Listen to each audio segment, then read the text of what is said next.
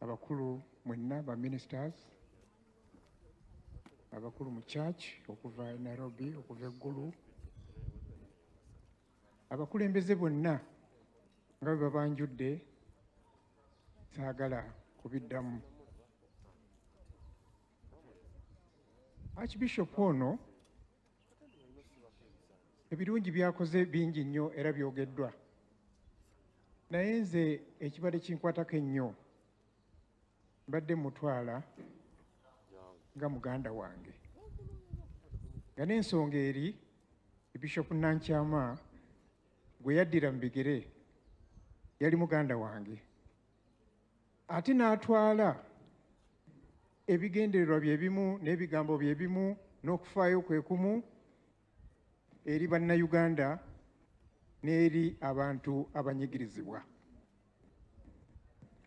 Nolwekyo buli kiseera mbadde ngezaako nnyo okulaba nga tutuukirigana, ng'atuwa ebirowoozo, era ku bukolo gwonna gwabeerako badde njagala nnyo okubeerako olw'ebigambo ebirungi byayogera ng'owekitiibwa Bobi Wine n'abakulu balala bwe boogedde.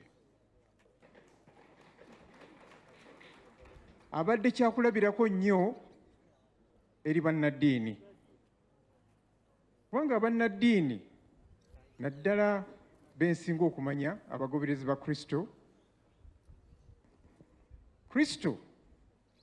engeri gy'addukanyaamu emirimu gye yali yakwewaayo n'okufiirira, okutuukira ddala n'okufiirira abantu.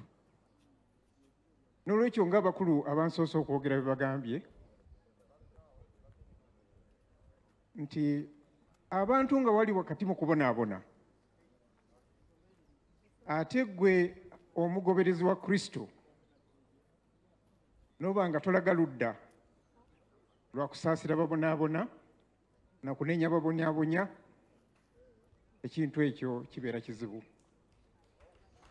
Ssebo sijja kutwala kaseera kanene, naye nga neeyanzizza nnyo era neebaza nnyo abakulu abatukulembedde mu misa okulaba nti tujjukidde bulungi mukadde waffe, omukulembeze waffe agalamidde wano.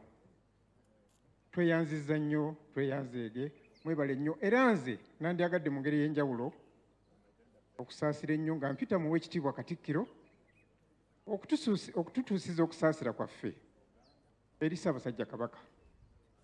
Nkakasa nti naye ali wakati mu buzibu nga bwe tulimu, nga bwe tuwulira, kubanga naye abadde musajja we nnyo nnyo nnyo nga gye nkomezza. Archbishop Lwanga, wummula mirembe, bamalayika mu ggulu bakwanirize, era Mukama Katonda asinzire ku birungi by'okoledde ensi eno, akulamuza ekisa, akuwa ekiwummulo eky'emirembe.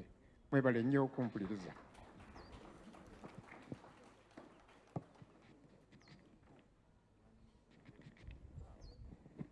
Mukadde waffe Katikkiro yawummula, tweyanzeege ebigambo ebirungi by'otuwadde.